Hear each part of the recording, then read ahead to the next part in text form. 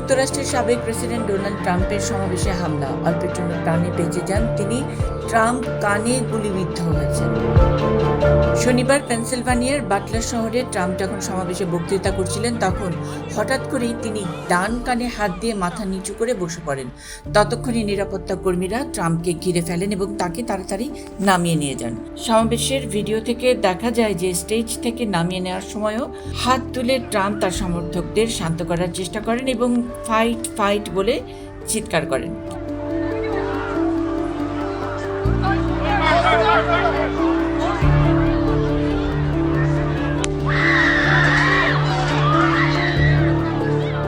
পেনসিলভানিয়ার বাটলারের সমাবেশের একটা কন্টেনারের ছাদ থেকে মোটামুটি কাছ থেকেই ট্রাম্পকে গুলি করে হত্যার চেষ্টা করা হয়। এই ঘটনায় হামলাকারী আইনশৃঙ্খলা রক্ষাকারী বাহিনীর গুলিতে নিহত হয়েছেন। হামলাকারীর নাম থমাস ম্যাথু কুক, তার বয়স 20 বছর। ম্যাথু ট্রাম্পের দিকে তাক করে 5টি গুলি করে। গুলিতে ট্রাম্পের ডান কান ফুটো হয়ে গেছে। এই ঘটনার সময় আরও একজন নিহত হওয়ার খবর পাওয়া গেছে, তবে সেটা গুলিতে নাকি হুড়োহুড়িতে সেটা এখনও নিশ্চিত করেনি কোনো সংবাদ মাধ্যম। ঘটনার পরপরই ট্রাম্পকে স্থানীয় স্বাস্থ্যকেন্দ্রে প্রাথমিক চিকিৎসা দেওয়া হয়। ট্রাম্পকে গুলি করে হত্যা প্রচেষ্টাকে মার্কিন রাজনীতির ইতিহাসে জঘন্যতম নজির হিসেবে নিজের সোশ্যাল অ্যাকাউন্টে মন্তব্য করেন ট্রাম্প। ঘটনায় নিহত আরেকজনের পরিবারের প্রতি সমবেদনা জানিয়েছেন তিনি। ট্রাম্পের উপর হামলার নিন্দা জানিয়েছেন প্রেসিডেন্ট জো বাইডেন। তিনি বলেছেন, আমেরিকায় এমন সহিংসতার কোনো ক্ষমা নেই। সাবেক প্রেসিডেন্ট বারাক ওবামাও ঘটনার নিন্দা জানিয়েছেন।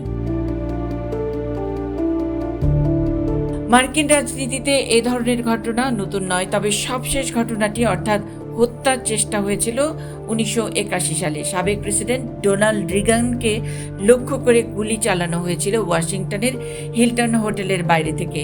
সেই আততায়ীকে পুলিশ গ্রেফতার করে। তার নাম জন হিংকলে জুনিয়র। এবারের এই ঘটনায় সারা বিশ্ব থেকে ট্রাম্পের প্রতি সমবেদনা আর এই ঘৃণ্য প্রচেষ্টার জন্য সমালোচনার ঝড় উঠেছে।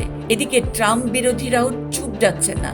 কানের পাশ থেকে গুলি চলে যাওয়ার পর মাথা উঁচু করে যে ট্রাম্প আবার তার সমর্থকদের উদ্দেশ্যে ফাইট ফাইট বলে চিৎকার করেছেন, সেটা নিয়ে এখন টকশো গরম। এমন একটি প্রাণে বাঁচা অভিজ্ঞতা নিয়ে ডোনাল্ড ট্রাম্প পেনসিলভানিয়া থেকে ফিরে গেছেন নিউ জার্সিতে। মুন্নি সাহা, 1 টাকার খবর।